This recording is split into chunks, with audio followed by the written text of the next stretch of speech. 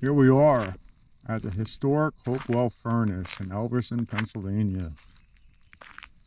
Founded by Mark Bird in 1771, the Hopewell Furnace here played a key role throughout the Revolutionary War, supplying both cannons and shot to both the Continental Army and the Continental Navy.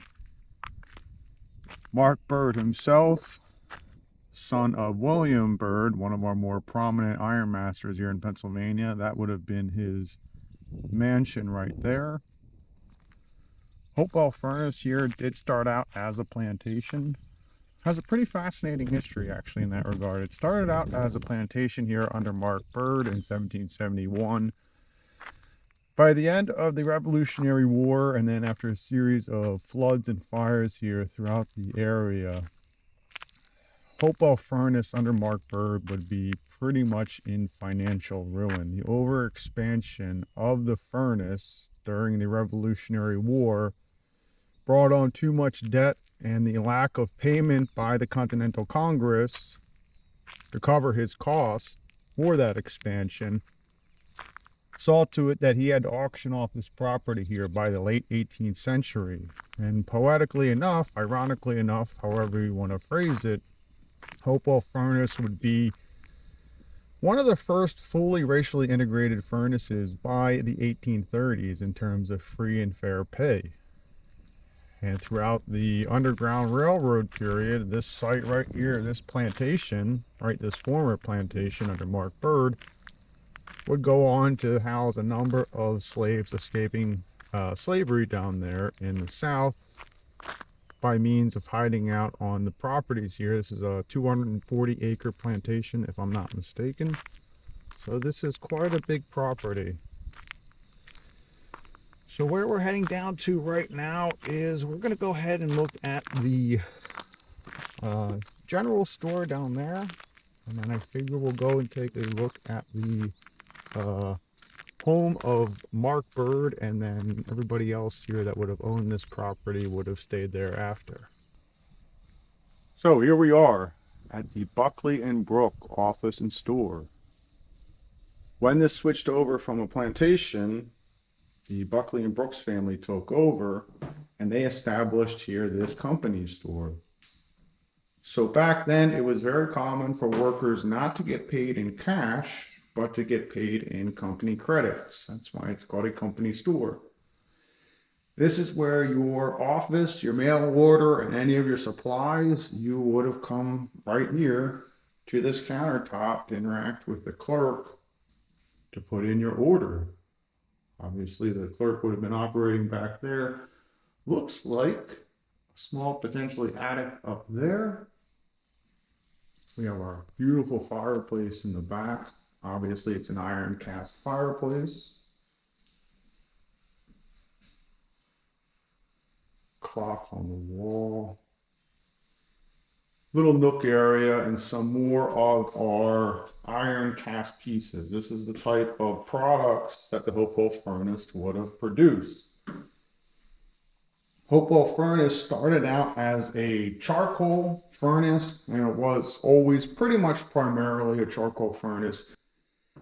They did try to switch to an anthracite coal furnace, which we'll look at in a little while here, but sadly that did not last even more than 5 years. That was only from 1853 to 1857.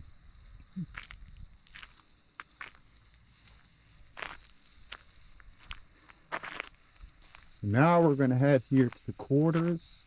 I don't know if it's open right now. I don't think it is to the public, but we'll at least walk up to it. See what it says. Oh, the building is open. Excellent. So we're going to be able to walk through this. As you can see, it has that traditional colonial porch. Big front porch with your rocking chairs. This would have been the view from sitting out on the porch.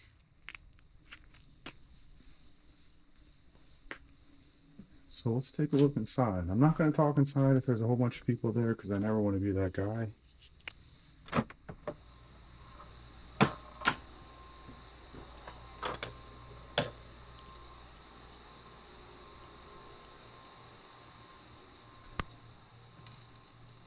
So wow, we are in what's called the Big House. This is the home of the Ironmaster. If you were the Ironmaster of the Hopewell Furnace, this is where you would have been living. This would have been your quarters. Beautiful iron cast fireplace in the back.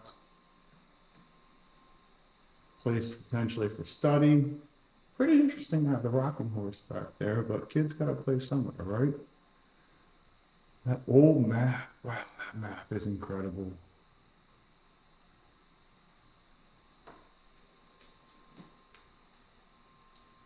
And here's her map of the original Montgomery County map. Wow. That's really cool. That's so cool. Okay, so let's move from definitely probably our study, right? So let's move from our study. There is it looks like an air purifier in the next room. So I'm not going to talk. I'll just go ahead and showcase that room because it'd be a whole bunch of background noise.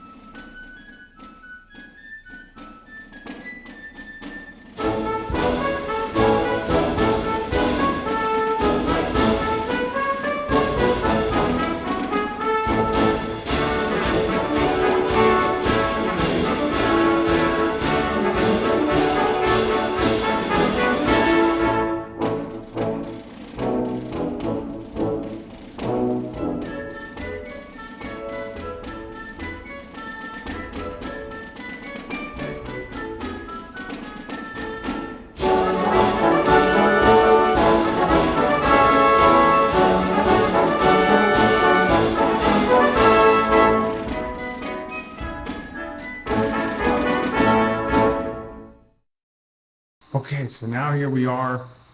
Well, clearly would have been the dining room area. I imagine the kitchen might be back there. But here's where the Ironmaster's family would have had their meals. Again, yet another beautiful iron cast fireplace in the back. Really cool clock on the wall. Here's where your dessert, your tea, any of your supplementary servings would have been stored off to the side before being served.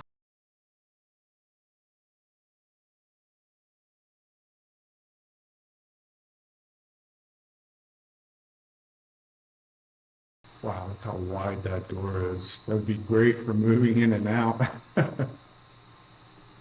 So this is the Ironmaster's quarters, ladies and gentlemen. The upstairs is not open right now, but the downstairs is.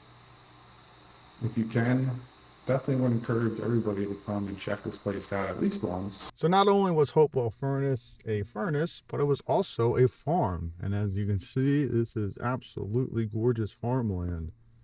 We're in Elverson, Pennsylvania, which is located in southern Berks County. Let's take a look at some of our old historical images of farm life here at Hopewell. Let's read what our placard has to say. Farming at Hopewell. The fertile soil around Hopewell was cultivated to feed residents and raise livestock.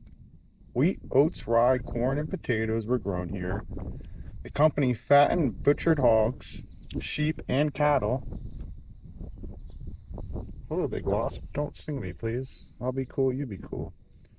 Horses and mules worked the farm, hauled raw materials to the furnace, transport and finished iron products to the market. When not at work, these draft animals were in the stable in the barn's lower level.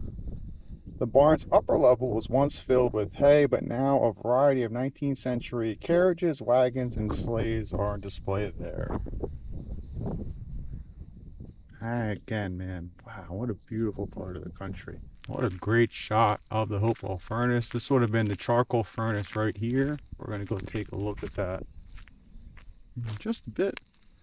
But I wanted to check out the blacksmith shop. Blacksmith shop is thankfully open. Let's take a look at where, if you were the blacksmith for the Hopewell Furnace, this is where you would have worked.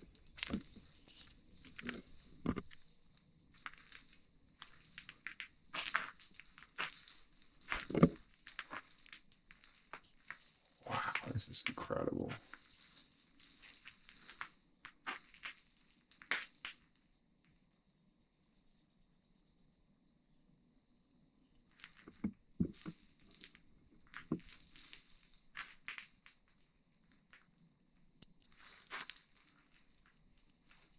This structure right here, ladies and gentlemen, is one of the oldest structures at Hopewell Furnace National Historic Site. This dates all the way back to 1775.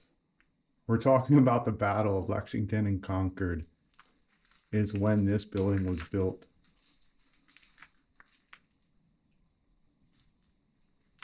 Man, what an absolutely wonderful piece of American history. And again, Hopewell Furnace overall played a key role in supplying the Continental Army and the Continental Navy with the iron it needed for both cannons and shot throughout the war. And now we're going to go make our approach to the charcoal furnace, and we're going to take a look at it from up top and then down below. So I figured we would start out here at the top. Let's take a look at our filler. The filler would have been the name and the title for the gentleman who carried the wheelbarrows full of iron ore, charcoal, and limestone down all the way into the background there where that chimney is. This is incredible. They would have used 15 bushels of charcoal, 400 to 500 pounds of iron ore, and 30 to 40 pounds worth of charcoal every half hour, which would have been stored in here. Absolutely massive for the time. And what you would have done is your fillers would have gotten your wheelbarrow. Let's walk the path of a filler on our way towards the top end of the Hopewell Furnace charcoal location. So you would have walked up this path into the top portion of the barn here.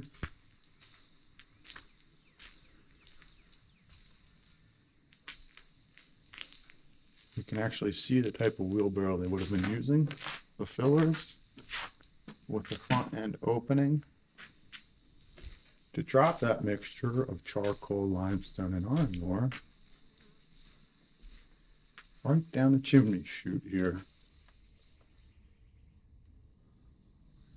And this is what the top looks like. So this is the top of the Hopewell furnace, the charcoal furnace to be specific. We're going to go look at the bottom next. And then we're going to go over and take a look at the anthracite coal furnace, which is really, really cool. So this is the bottom of the Hopewell charcoal furnace. Here's one of the type of pieces that have been produced for the Continental Army. Wow, this is so cool.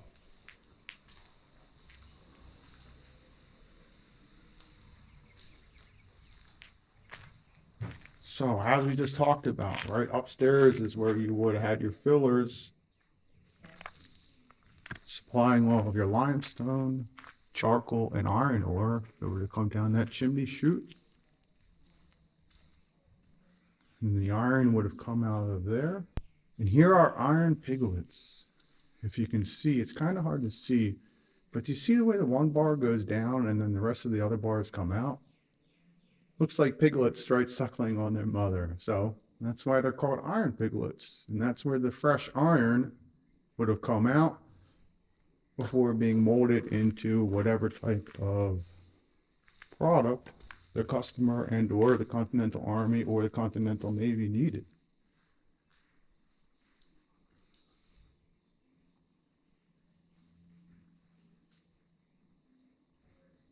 As you can see, this is one of the best preserved National Historic Parks in Pennsylvania. Here's some of the products that Hopewell Furnace would have been making.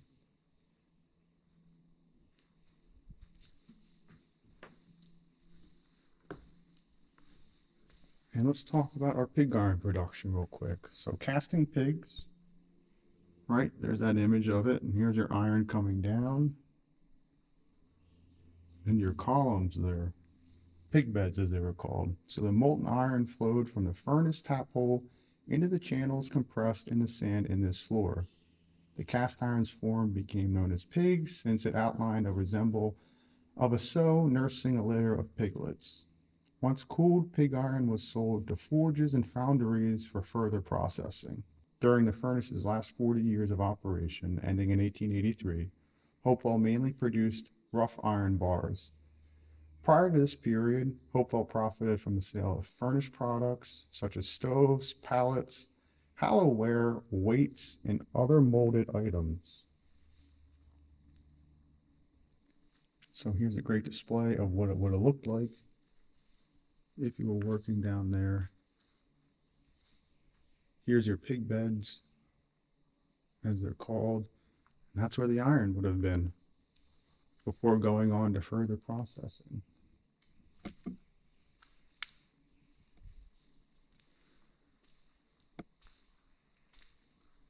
Now, sadly, this is not moving right now. There's not enough water flow. But this is the water wheel that would have created the hot blast needed to get the Hopewell furnace up to the temperatures required, 2,600 to 3,000 degrees to be specific, to make the type of iron that they were attempting to make. As you can see here on the side, when this would be moving, it would move those arms up and down, which up in our tubes there have a number of two pistons inside. And those pistons would go on to create compressed air, which goes on into that center box, comes down in what's called our tuyere. I believe I'm pronouncing that correctly.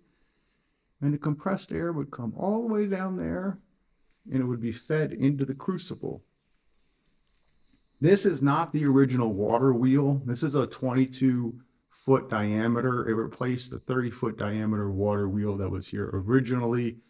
When they lost access to certain parts of their water rights, they had to adapt, and this is what they adapted to, which was a 22-foot wheel. This wheel was replaced, if I'm not mistaken, 4 different times. And as you might imagine, right, these are not the best methods of making any type of consistent air to be blown through that tube, but it was what they had at the time. So let's read our placard. So the water wheel here, we can get a great visualization of how it worked. 2 blowing tubes up top, our equalization chest down there, our tuyere, as it's called, which is the pipe that goes into the crucible to give it the key blast of air that it needs to reach the temperature. Down here below are our rods and our pistons. And our flume, which would have been coming out of the back there to feed here the water, this was called a breast-fed water wheel because the water came in at height. So it came in at about center height. So let's read this together. The water wheel powered Hopewell splash machinery. The 2 blowing tubes continuously forced air into the furnace to intensify its heat. By 1822, blowing tubes replaced bellows. Piston rods attached to each end of the water wheel shaft moved pistons inside the tubes to create that compressed air to go into our equalization box in the middle there. From the equalization box, it would go from the tubes, right, our tuyere there, down there into the crucible, and it would get it up to that 2,600 to 3,000 degree temperature that it needed to make the iron here at Hopewell Furnace. So this is not the original, but this has been restored, and it's been here. This would have been the one that was here since 1883, and that sat dormant until 1935.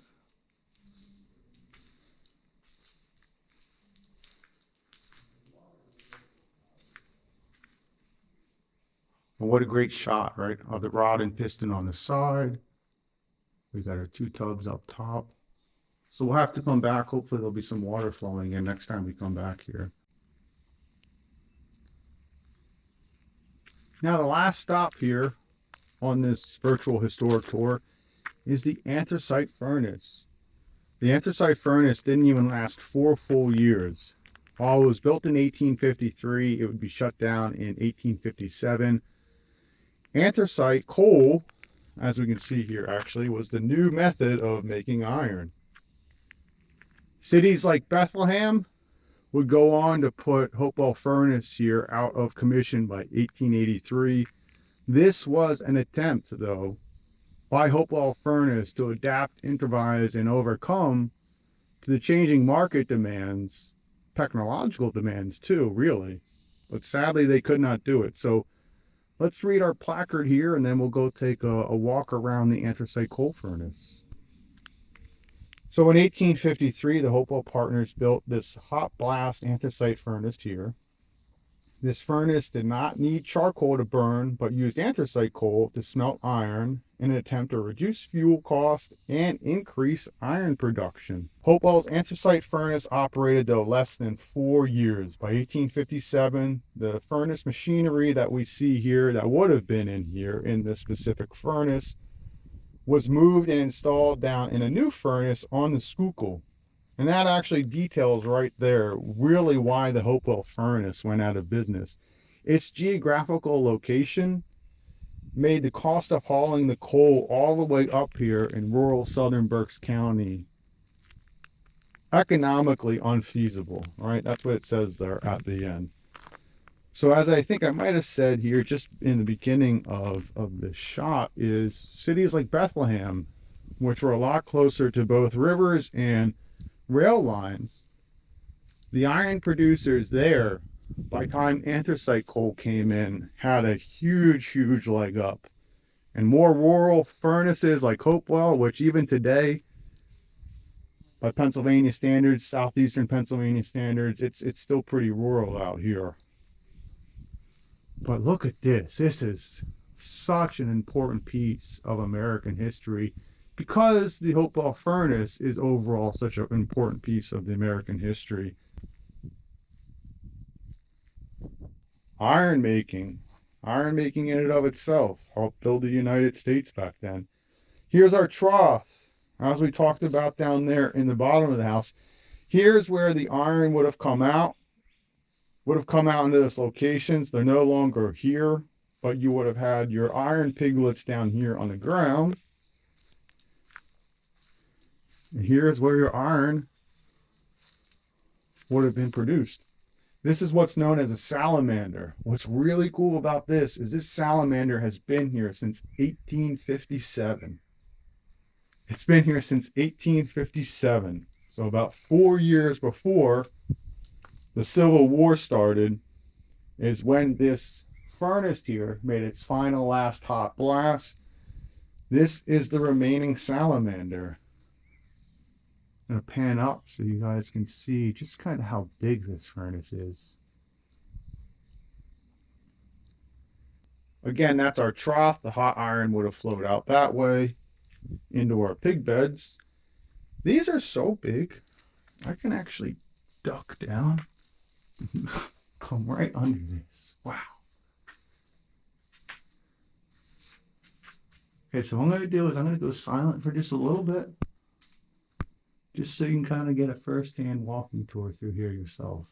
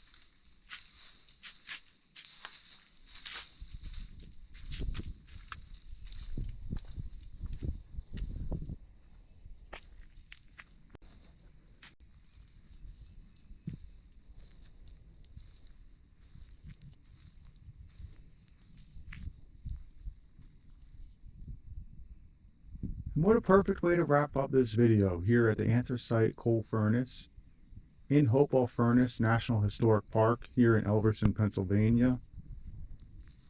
What a great vestige of American history, and an attempt again by the Hopewell Furnace to adapt, improvise, and overcome to the changing market demands and the technological improvements over the old charcoal burning pits down there versus the anthracite coal. And again, it would have been cities like Bethlehem, Pennsylvania, City of Steel, that put the Hopewell Furnace here out of commission by 1883. And again, that final blast there would have been 1857, so about 4 years before the start of the Civil War. And the charcoal furnace, as we talked about in the beginning of this film, video, whatever you want to call it, started in 1771 and would have been supplying the Continental Army and Navy with the iron that it needed to engage in the Revolutionary War. So beautiful part of Pennsylvania, Elverson, Pennsylvania here. A fantastic piece of American history. It has a lot of great walking trails. It is free. It's family friendly. And as you can see, it is a very scenic part of southeastern Pennsylvania here. So if you ever can, come check out Hopewell Furnace for the... Now, you could probably easily spend about 3-4 hours here if you were to do all of the walking trails, stop and look at all of the locations. Again, if I'm not mistaken from doing my research, it is 240 acres. So there's quite a lot to see here. Thanks for taking the time to watch. I really do appreciate it. And I wish each and every one of you very well. Take care.